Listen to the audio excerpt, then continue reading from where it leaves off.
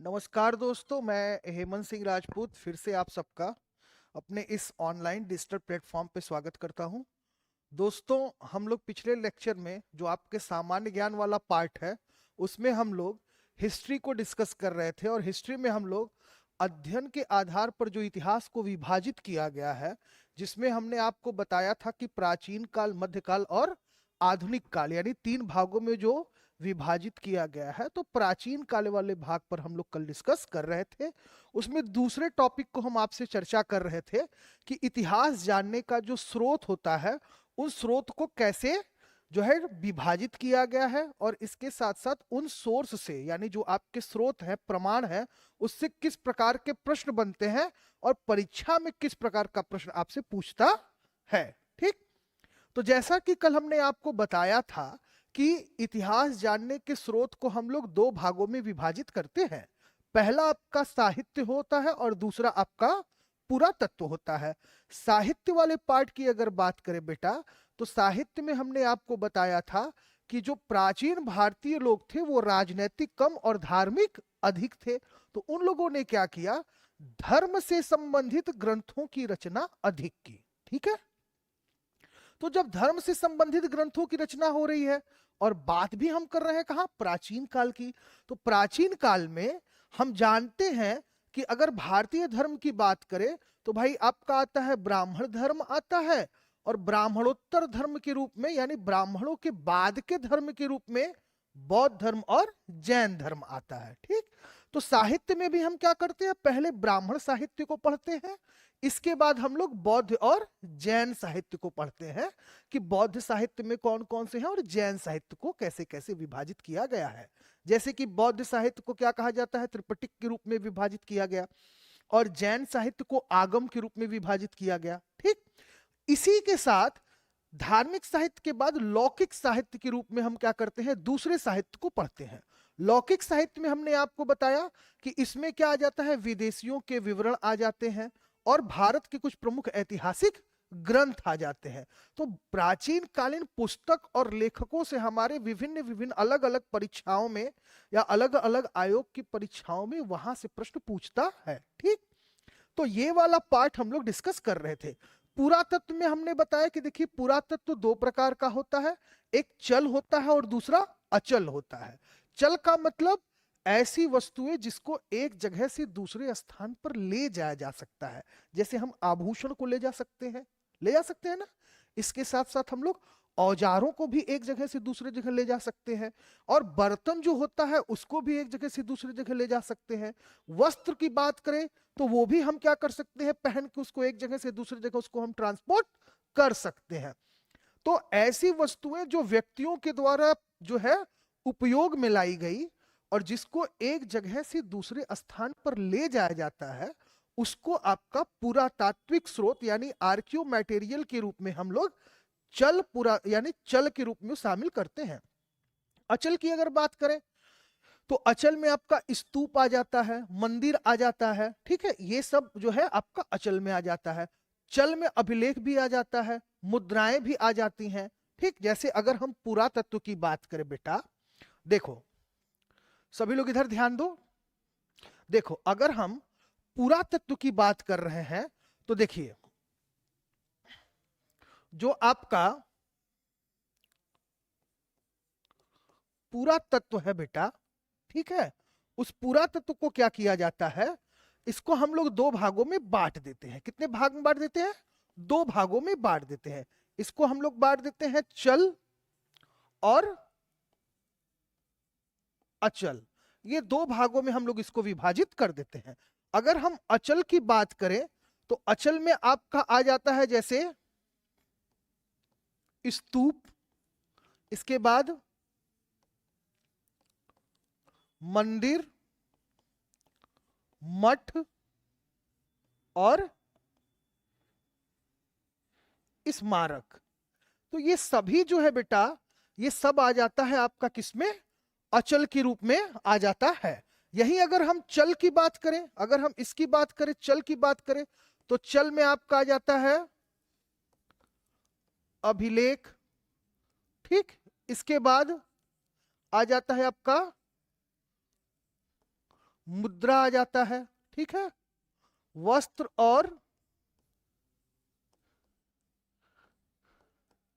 आभूषण आ जाता है, इसके साथ साथ आ जाता है आपका मृद भांड, यानी जो आपके मिट्टी के बर्तन हैं वो। तो ये सब कुछ, ये सारी चीजें चल संपत्ति में आ जाता है और ये सारी चीजें अचल संपत्ति के अंतर्गत आ जाती हैं, ये पुरातात्विक स्रोतों में। अभिलेखों से जो प्रश्न बनता है, कई बार परीक्षाओं में पूछता है कि अभिलेखों के अध्ययन को क्या कहा जाता है, तो अभिलेखों के अध्ययन को इपिग्राफी कहा जाता है। क्या कहा जाता है? इपिग्राफी कहा जाता है। इसके साथ साथ कभी कभी परीक्षाओं में पूछ देता है कि भैया सबसे पहला अभिलेख कौन सा है, तो सबसे पहला अभिलेख जो है बेटा वो एशिया माइनर का बेगज कोई अभिलेख है। कौन सा है? एशिया माइनर का बेगज कोई या बोगस कोई अभिलेख। हुआ यूं था कि ईरान में एक जाति थी, एक जनजाति थी जिसका नाम था हित्ती। ये कबीले थे, तो हित्ती कबीलों में क्या होता था, आपस में संघर्ष होता था। तो उस युद्ध में क्या होता था, बहुत से जन और धन की हानि होती थी। तो उन लोगों ने एक समझौता के रूप में एक स्तंभ स्थापित किया जिसको हम लोग बोगज कोई या बेगज कोई अभिलेख के नाम से जानते हैं। उस पे जो है आपके 4 भारतीय देवताओं का भी नाम पूछता है। कई एग्जाम में पूछता है कि ऐसा कौन सा अभिलेख है जिसपे 4 भारतीय देवताओं का नाम मिलता है, या एशिया माइनर के अभिलेख पर कौन से 4 देवी देवताओं का नाम मिलता है। तो आपका इंद्र, वरुण, मित्र और नासत्य कौन कौन आता है। अगर पूछे कि भाई भारत के जो सबसे पहला अभिलेख है बेगज कोई का अभिलेख बेटा जो है वो माना जाता है आपका 1400 ईसा पूर्व का। कब का माना जाता है? बेगज कोई अभिलेख माना जाता है 1400 ईसा पूर्व का।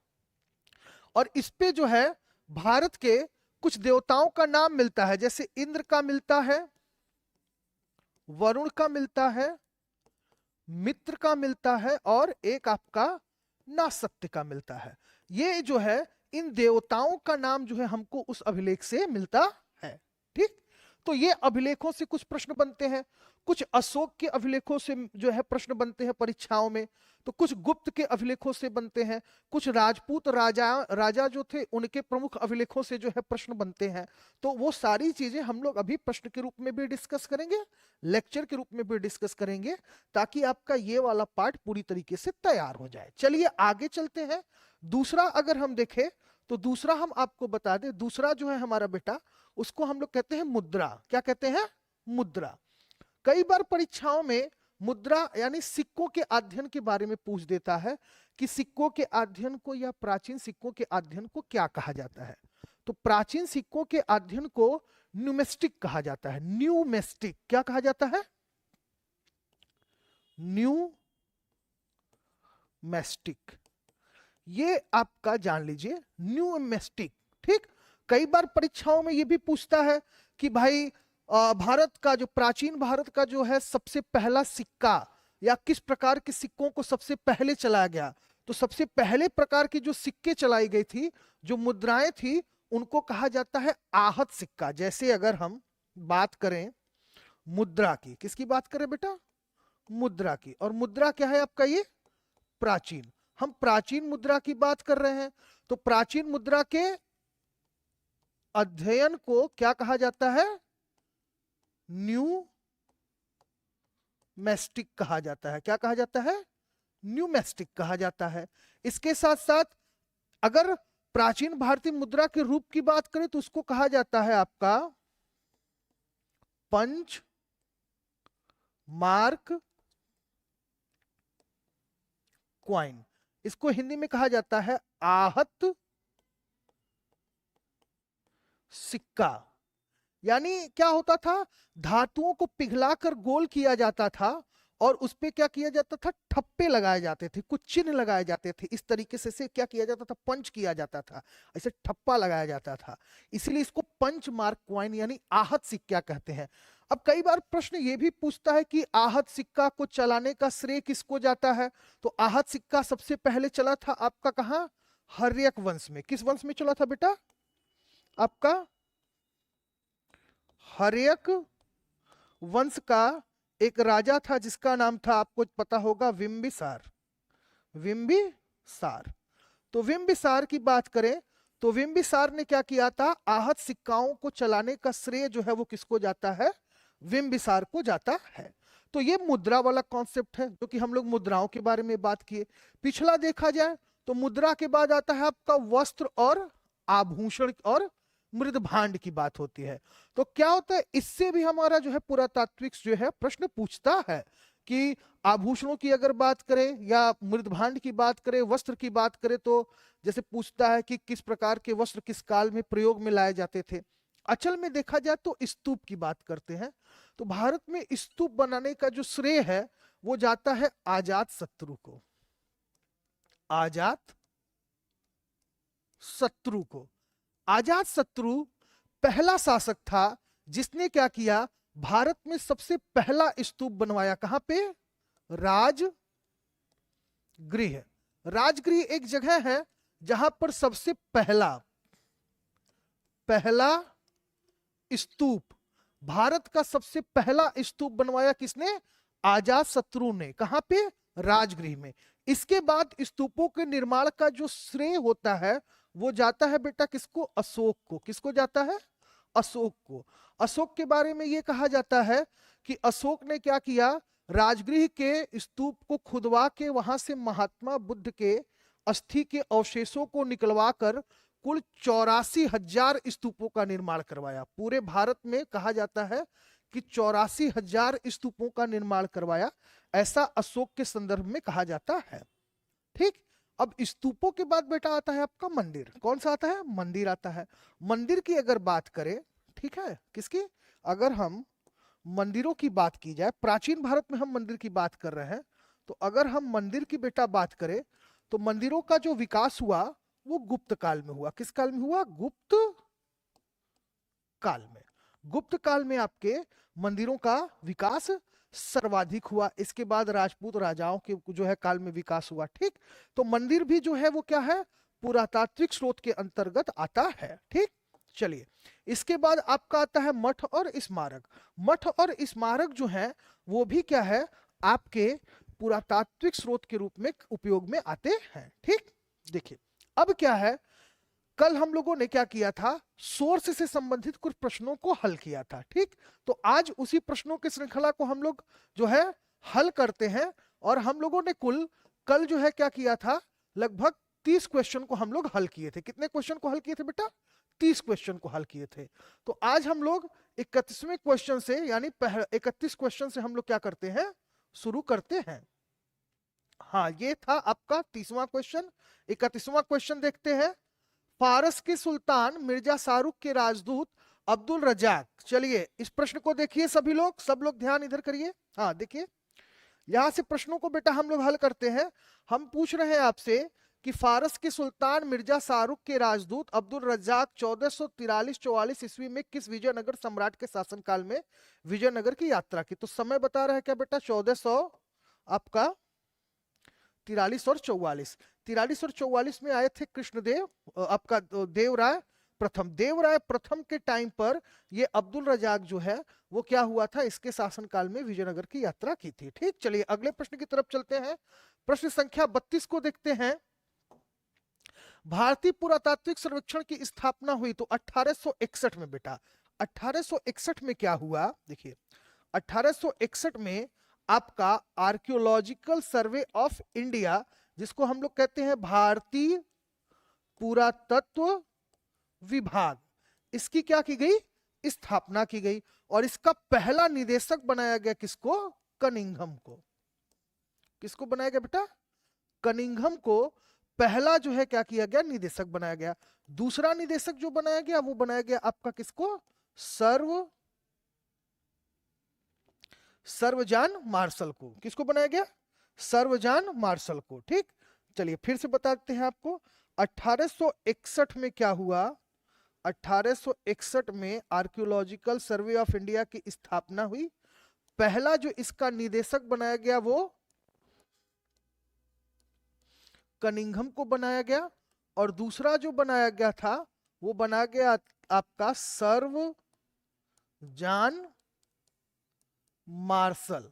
ठीक है, सर्वजान मार्शल को दूसरा निदेशक क्या किया गया था, आर्कियोलॉजिकल सर्वे ऑफ इंडिया का बनाया गया था। तो ये ऑप्शन नंबर जो आपका चौथा है वो सही हो जाएगा। चलिए अगले प्रश्न की तरफ बढ़ते हैं।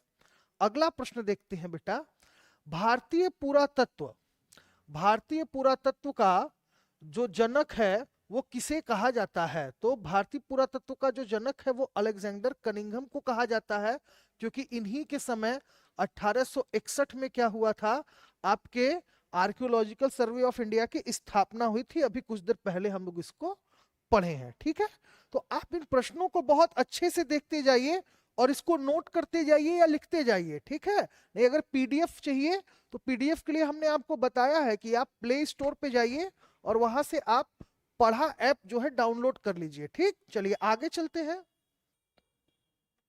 34वें क्वेश्चन को देखते हैं। निम्नलिखित में विद्वानों में हड़प्पा सभ्यता का सर्वप्रथम खोजकर्ता कौन था? तो दयाराम साहनी। कौन?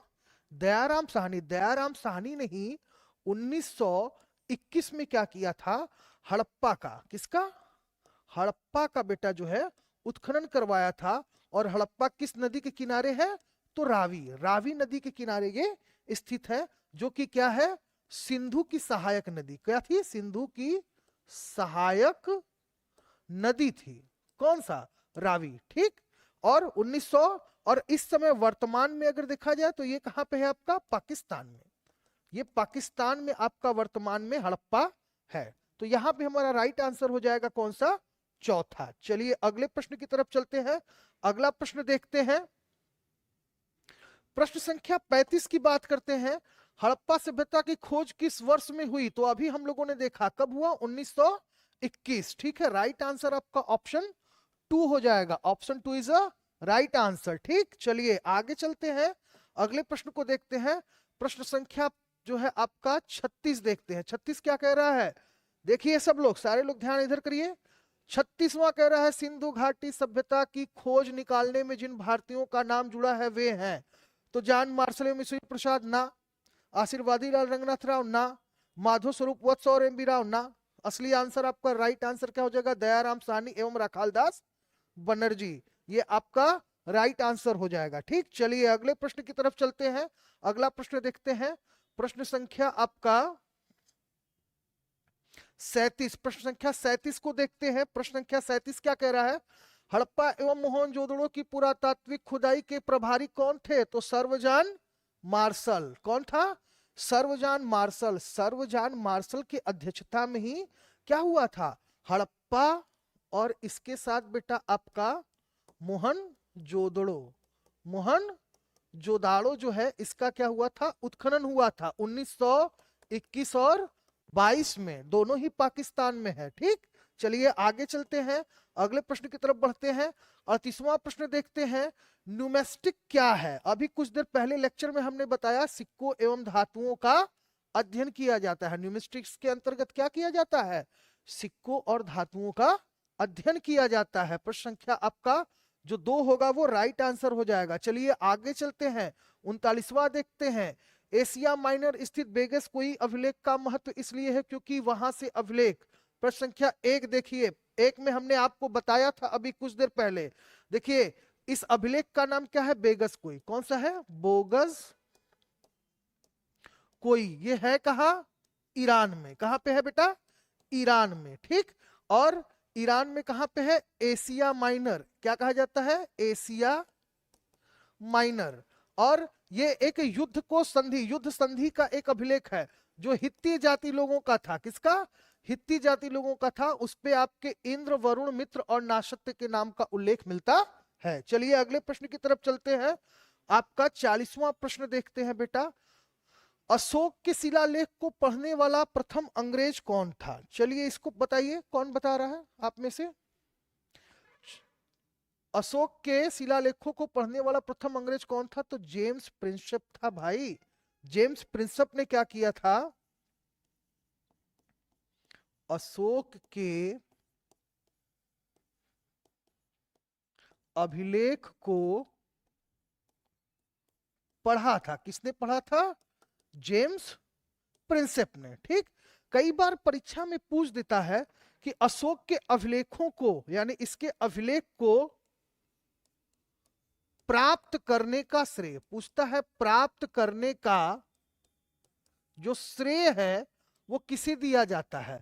तो इसको प्राप्त करने का श्रेय बेटा दिया जाता है किसको? टी फैनथेलर को। किसको दिया जाता है? टी फैनथेलर। ठीक, टी फैनथेलर ने क्या किया था? अशोक के अभिलेख को सबसे पहले प्राप्त किया था। ठीक, तो ये 40 क्वेश्चन हम लोगों का जो पुरातत्व से संबंधित है वो सारा का सारा आपका यहाँ पे हम लोगों ने देख लिया।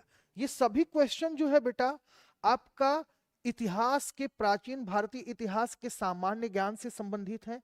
ये आपके इतिहास के दूसरे चैप्टर से संबंधित है।